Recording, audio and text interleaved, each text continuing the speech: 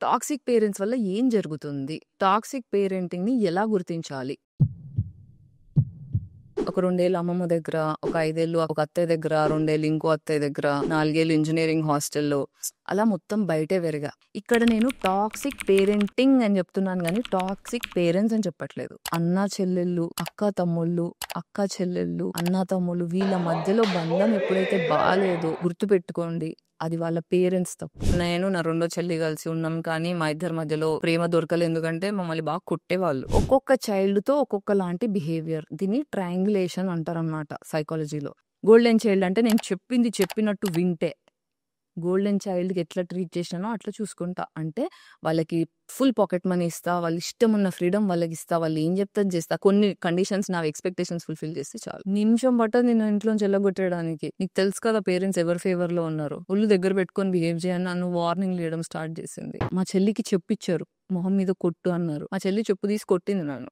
Face మీద కొట్టి అని వెళ్ళిపోయింది. దాని తర్వాత నేను చాలా ఏడ్చుకున్నా 2, 3 డేస్. ఏం మాట్లాడాలో అర్థం కావట్లే. నా గురించి నేను రెగ్యులర్‌గా మీడియాలో మాట్లాడుతున్నా, కెమెరాలు పెట్టుకొని పాడ్‌కాస్ట్‌లు చేస్తున్నా కాబట్టి మీకు తెలుసు. ఆ నలుగురు చెల్లెళ్ళు మాట్లాడట్లేదు. They are also going through a lot. మా అందరి చెల్లెళ్ళకి ఆటో ఇమ్యూన్ కండిషన్స్ ఉన్నాయి. ఇఫ్ దే కెన్ నిజాలు మాట్లాడగలిగితే, ఎక్నాలెడ్జ్ చేయగలిగితే, I am here to forgive and forget.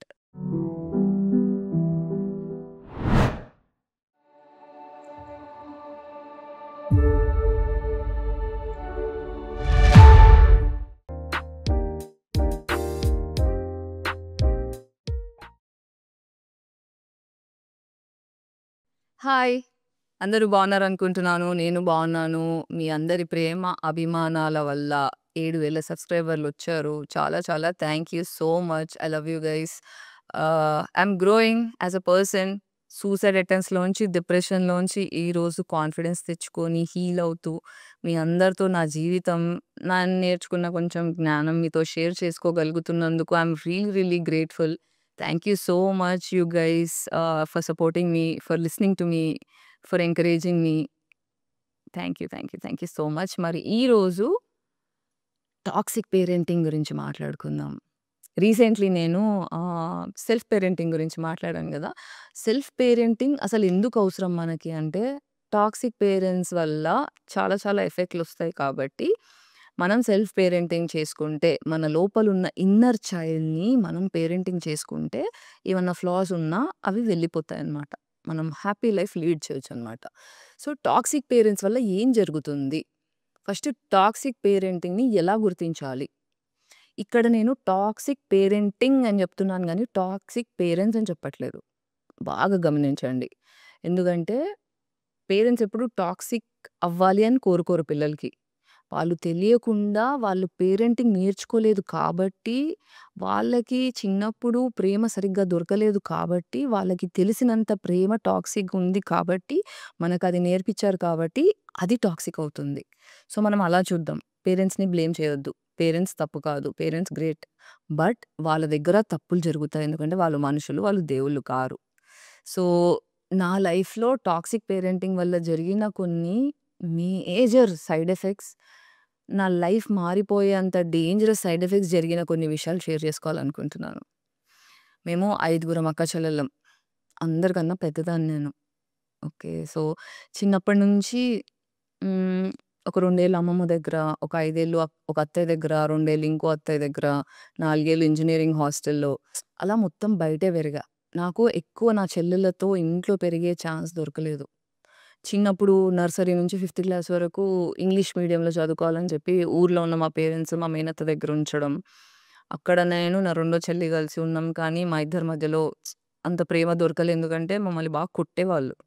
లేస్తే కూర్చుంటే బెల్ట్ ఇరిగిపోయేటట్టు, చెప్పులు ఇరిగిపోయేటట్టు రకరకాలుగా కొట్టేవాళ్ళు. సో, ఇలా సర్వైవల్ మోడ్‌లో ఉండడం వల్ల, చాలా కారణాల వల్ల మా 5గురి మధ్యలో ప్రేమ అనే బీజం రాకుండా అయిపోయింది. టాక్సిక్ పేరెంట్స్ ఉన్నప్పుడు ఏమైతదంటే, ఇంట్లో ఇప్పుడు మేము 5 మెంబర్స్ ఉన్నాం కాబట్టి ఎక్స్‌ప్లెయిన్ చేస్తున్నాను. ఒక్కొక్క చైల్డ్‌తో ఒక్కొక్కలాంటి బిహేవియర్. దీన్ని ట్రయాంగులేషన్ అంటారనమాట సైకాలజీలో. ట్రయాంగులేషన్ అంటే ఏంటంటే, నీ నీ పేరెంట్స్ నాకొకలా కనిపిస్తారు. ఇంకో చెల్లికి ఇంకోలా కనిపిస్తారు. ఇంకో చెల్లికి ఇంకొకలా వీళ్ళందరికీ డిఫరెంట్ డిఫరెంట్ బిహేవియర్స్ ఇస్తారు. ఎందుకంటే నా పేరెంట్స్ నన్ను హార్మ్ జేషిర్రనుకోండి, నేనెళ్లి నా చెల్లితో చెప్పి ఇట్లా నన్ను చేశారు అంటే, "ఎందుకు అబద్ధం చెప్తావు? నాతో అలా చేయలేదు కదా!" అనే నమ్మకం వాళ్ళ దగ్గర కొనుక్కోవాలి. అంటే మా పేరెంట్స్ నాకు టాక్సిక్ ఉన్నారు. కానీ వాళ్ళతో ప్రేమగా ఉన్నారు. నేను చెప్పిన మాటలు వాళ్ళు నమ్మగూడదు కాబట్టి ఒక్కొక్కరితో ఒక్కొక్కలాంటి బిహేవియర్ జేస్తారు. అక్కడే ఒకరు స్కేప్ గోట్ అవుతారు. ఒకరు గోల్డెన్ చైల్డ్ అవుతారు. ఒకరు ఇన్విజిబుల్ చైల్డ్ అవుతారు. గోల్డెన్ చైల్డ్ అంటే నేను చెప్పింది చెప్పినట్టు వింటే. గోల్డెన్ చైల్డ్‌కి ఎట్లా ట్రీట్ చేశానో అట్లా చూసుకుంటా. అంటే వాళ్ళకి ఫుల్ పాకెట్ మనీ ఇస్తా. వాళ్ళ ఇష్టమున్న ఫ్రీడమ్ వాళ్ళకిస్తా. వాళ్ళు ఏం చెప్తే అది చేస్తా. కానీ నేను చెప్పినట్టు నేను కొన్ని కండిషన్స్ నా ఎక్స్‌పెక్టేషన్స్ ఫుల్‌ఫిల్ చేస్తే చాలు. స్కేప్ గోట్ చైల్డ్ అట్లా గాదు. స్కేప్ గోట్ చైల్డ్ ఏంటి? నేను చెప్పినట్టు వినట్లేదు. దానికి ఇష్టం ఉన్నట్టు అది ఉంటా అంటుంది. కాబట్టి దాన్ని కొడతా. దాన్ని రక్తం వచ్చేదాకా కొడతా. నోటికిచ్చిన మాటలన్నీ తిడతా. మీరందరూ చెప్పినట్టు వినకపోతే మీ గతి ఇదే అవుతుందని ప్రూవ్ చేయడానికి ఒక స్కేప్ గోట్ చైల్డ్ ఉంటది. సో, ఈళ్ళిద్దరేంటంటే మిగతా చిల్డ్రన్‌కి ఎగ్జాంపుల్స్‌లా ఉండడానికి అలా తయారు చేసి పెడతారనమాట పేరెంట్స్. సో, ఇలా ఎక్కువ పాపులేషన్ ఉన్న హౌస్‌లో టాక్సిక్ పేరెంట్స్ ఉన్నప్పుడేంటంటే ఒక్కొక్క చైల్డ్‌కి ఒక్కొక్క వర్షన్ ఆఫ్ పేరెంటింగ్ పరిచయం చేస్తారు. కాబట్టి నాకు తెలిసిన పేరెంట్స్ వేరు, మా చెల్లికి తెలిసిన పేరెంట్స్ వేరు, ఇంకో చెల్లికి తెలిసిన పేరెంట్స్ వేరు, ఇంకో చెల్లికి తెలిసిన పేరెంట్స్ వేరు. నా బాధ బొయ్యి మా పేరెంట్స్ వల్ల నాకీ కష్టం జరుగుతుందని ఇంకో చెల్లికి చెప్పుకునేంత క్లారిటీ లేకుండా కన్‌ఫ్యూజ్ చేసేస్తారు. దాన్ని ట్రయాంగిలేషన్. ఆలోచిస్తే అనిపిస్తుంది నా పేరెంట్స్ చక్కగుండుంటే, మా మధ్యలో ప్రేమ అనేది డిస్టర్బ్ కాకపోయుండుంటే, ఐదుగురు సిస్టర్స్ అంటే ఒకరికొకరు సపోర్ట్ చేసుకొనుంటే నాకీ స్పైనల్ ఇష్యూ ఇంత దారుణంగా అయ్యేది గాదు. ఇంత లోన్‌లీనెస్ సఫర్ అయ్యేదాన్ని కాదు. ఇన్ని సెక్షువల్ అబ్యూసెస్ గో త్రూ అయ్యేదాన్ని కాదు. ఒక్క రోజు కాదు, 2 రోజులు కాదు, 20 ఇయర్స్ ఆఫ్ ఐసోలేషన్. అది రాక్షసుల్లాంటి సమాజంలో మంచోళ్ళమనే పేరు బోర్డ్ పెట్టుకొని, మంచి బట్టలేసుకొని, గౌరవంగా కనిపించే నరరూప రాక్షసుల మధ్యలో అమ్మాయి ఐసోలేటెడ్‌గా తోసేశారు నన్ను ఇంట్లోంచి. చెప్పుకోవడానికి చాలా సింపుల్‌గా అనిపిస్తుంది గానీ, ఈ 20 ఏళ్ల లైఫ్ అనుభవించడం అనేది చాలా నరకం. It was not at all easy. Every day I cried. Every day I was scared. నా ఇంట్లో నాకు భయమేసేది. నా ఫ్రెండ్స్ హ్యాంగ్ ఔట్ అవుదామని చెప్పి ఇంటికొచ్చి కెలుకుతారు. బికాజ్ ఎవ్వరు లేరు అడగడానికి. అకౌంటబిలిటీ లేదు. ఒక్కతే ఉంటుంది. ఎవడు తెరుస్తాడు. ఇలాంటివన్నీ జరుగుతుంటే సేఫ్టీ అనే ఫీలింగే పోతే నేను ఎక్కడ సేఫ్ ఫీల్ కావాలో నాకు అర్థం కావట్లే. అదే నా చెల్లెలు నా పక్కన ఉండుంటే ఇలా అయ్యేది గాదు. ఎవరి జీవితాలు వాళ్ళు అంటే ఒకరి కోసం ఒకరు నిల్చోవాలి అనే ఒక కాన్సెప్ట్ నేర్పియలేదు నా పేరెంట్స్. దానివల్ల నా చెల్లి నా దగ్గర సేఫ్ ఫీల్ గాదు. నేను నా చెల్లి దగ్గర సేఫ్ ఫీల్ గాను. ఒకరికొకరం సేఫ్ స్పేస్ అన్న విషయం గూడా తెలీక మా పేరెంట్స్ డివోర్స్ అయిపోయినప్పుడు ఎవ్వరి దారిలో వాళ్ళెళ్ళిపోయారు. అందరూ వేరే వేరే దారిలో ఉన్నారు. ఎందుకంటే అందరూ డిఫెన్స్‌లో ఉన్నారు. ఒక 5 కుక్కల్ని తెచ్చి ఒక దగ్గర కట్టేసి రోజు కొట్టామనుకోండి అవి కలిసుండవు. వాటి సేఫ్టీ కోసం ఎక్కడెక్కడో పారిపోతాయి. అలా పారిపోయాం అందరం. అసలు మా పేరెంట్స్ ఎప్పుడన్నా కూర్చొని దీని గురించి ఆలోచిస్తారో లేదో గూడా నాకు తెలీదు. ఐదుగురి సోల్స్ 5 ప్రాణాల జీవితాలు సేఫ్టీ పరిచయం చేయకుండా రోడ్డు మీద పడేసి వాళ్ళెలా నిద్రపోతున్నారో నాకు తెలీదు మా పేరెంట్స్. మా పేరెంట్స్ మా ప్రేమ నేర్పించుంటే ప్రాబబ్లీ ఐదుగురు జీవితాలు సేవ్ అయ్యాయి. నాది ఒక్కదానిదే కాదు. ఇప్పుడు నా గురించి నేను రెగ్యులర్‌గా మీడియాలో మాట్లాడుతున్నా, కెమెరాలు పెట్టుకొని పాడ్‌కాస్ట్‌లు చేస్తున్నా కాబట్టి మీకు తెలుసు. మా నలుగురు చెల్లెళ్ళు మాట్లాడట్లేదు. They are also going through a lot. మా అందరి చెల్లెళ్ళకి ఆటో ఇమ్యూన్ కండిషన్స్ ఉన్నాయి. వాళ్ళందరూ కూడా లోన్‌లీగా ఉన్నారు. బట్ ఒకరినొకరు రీచ్ అయ్యేంత ధైర్యం చెయ్యరు. ఇప్పుడిప్పుడు నా చిన్న చెల్లి నాతో మాట్లాడే ధైర్యం చేస్తుంది. ఇప్పుడిప్పుడు షేర్ చేసుకుంటున్నాం. చైల్డ్‌హుడ్ ట్రామా గురించి మాట్లాడుకుంటున్నాం. జనరేషనల్ కర్సెస్ గురించి మాట్లాడుకుంటున్నాం. ప్రస్తుతం ఉన్న గో త్రూ అవుతున్న సిట్యుయేషన్స్ మాట్లాడుకుంటున్నాం. ఆ గిల్ట్ ఫ్యాక్టర్స్‌లోంచి బయటికొస్తున్నాం. ఈ డిఫెన్స్ మెకానిజంలో ఉన్నప్పుడు, సర్వైవల్ మోడ్‌లో ఉన్నప్పుడు మాకు జరిగిన తప్పులకి అదేదో మేమే తప్పు చేసేసినట్టు గిల్ట్‌లోకెళ్ళిపోయి షేమ్‌లో ఒక చీకటి గదిలో వేసి తాళం పెట్టేసిన విషయాలన్నీ బయటికి తీసి ధైర్యంగా మాట్లాడుకోగలుగుతున్నాం. All thanks to therapy and psychology that today ఈరోజు మన అదృష్టం ఏంటంటే మన చేతిలో సైకాలజీ ఉంది కాబట్టి ఇవన్నీ మాట్లాడుకుంటున్నాం. కాబట్టి అన్నిటికన్నా పవర్‌ఫుల్ రిలేషన్‌షిప్ సిబ్లింగ్ రిలేషన్‌షిప్ లైఫ్‌లో. ఎవ్వరున్నా లేకున్నా మన జీవితంలో ఎవ్వరొచ్చినా, ఎవ్వరెళ్ళిపోయినా బేసిక్‌గా మనతో ఉండగలిగేది మన సిబ్లింగ్స్.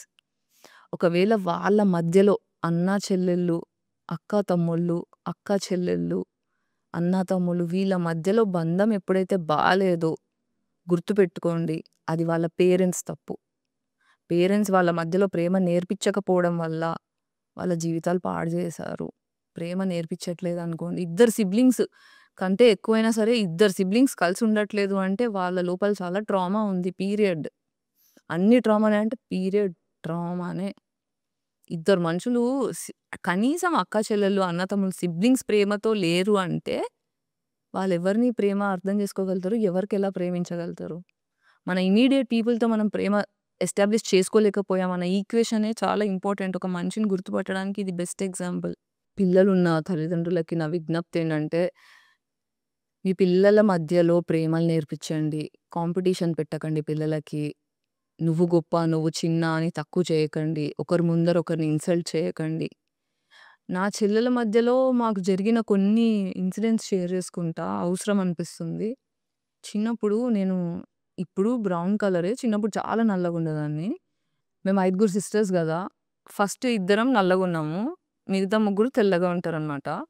చిన్నగున్నప్పుడు మా మూడో చెల్లి ఒకసారి అల్లరి చేస్తే నేను తిడుతున్నా.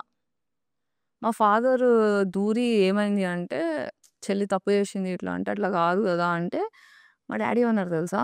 "నీ మొహం తెల్లగుందా? దాని కాళ్ళు తెల్లగుందా?" అని అడిగారు. నా దగ్గర మాటలు లేవు. మా చెల్లికి చెప్పిచ్చారు. "మొహం మీద కొట్టు" అన్నారు. మా చెల్లి చెప్పు తీసి కొట్టింది నన్ను ఫేస్ మీద. కొట్టి అని ఎళ్ళిపోయింది. దాని తర్వాత నేను చాలా ఏడ్చుకున్నా 2, 3 డేస్. ఏం మాట్లాడాలో అర్థం గావట్లే. మళ్ళీ నెక్స్ట్ గొడవ ఇలాగే మళ్ళీ మా మూడో చెల్లితో గొడవైనప్పుడు తనేమందంటే, "నిమిషం పట్టదు నిన్ను ఇంట్లోంచి ఎల్లగొట్టేయడానికి. నీకు తెలుసు కదా పేరెంట్స్ ఎవరి ఫేవర్‌లో ఉన్నారో. ఒళ్ళు దగ్గర పెట్టుకొని బిహేవ్ చెయి" అని నన్ను వార్నింగ్‌లు ఇయడం స్టార్ట్ చేసింది. అంటే ఒక చైల్డ్‌కి యారోగెన్స్ నేర్పించారక్కడ పేరెంట్స్. అక్కడ నా చెల్లి తప్పు గాదు. అలా అక్కని డిస్‌రెస్పెక్ట్ చెయ్యడం ఓకే. అలా అక్కని డిస్‌రెస్పెక్ట్ చేయడంలో తప్పు లేదన్న విషయం నేర్పించారు చూడండి. That was the poison. That was not good. మళ్ళీ ఇంట్లో ఇద్దరం కొట్టుకుంటుంటే మా పేరెంట్స్ ఎప్పుడు వదిలేసేవాళ్ళు. అంటే మా మమ్మీ అయితే కొట్టుకోండి. మీరు కొట్టుకోండి. నేను మధ్యలో రానని వదిలేసేది. అంటే ఇదొక ఎగ్జాంపుల్ చెప్తున్నాను. ఇలా చాలా ఈక్వేషన్స్ ఉన్నాయి. చాలా బాధేస్తుంది ఇవన్నీ చెప్తుంటే. బట్ రియలైజ్ అయ్యి చేంజ్ అవ్వాలి. మనందరం చేంజ్‌ని గుర్తించాలి అనే పాయింట్‌లో చెప్పాల్సొస్తుంది.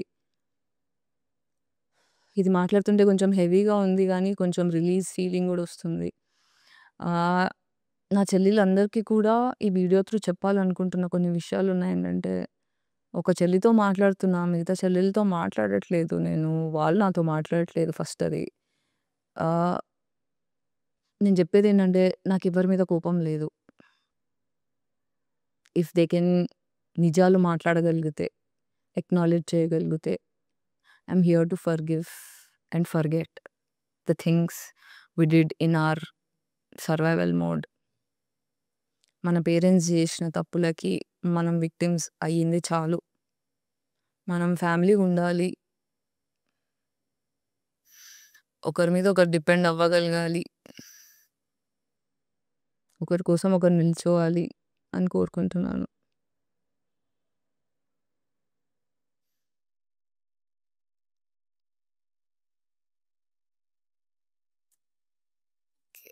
I guess I miss my sisters.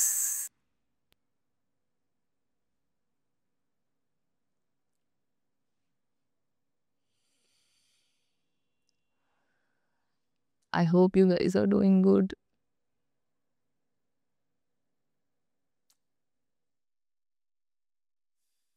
మళ్ళీ ఇంకో ఎపిసోడ్‌లో మళ్ళీ మాట్లాడతా. బాయ్.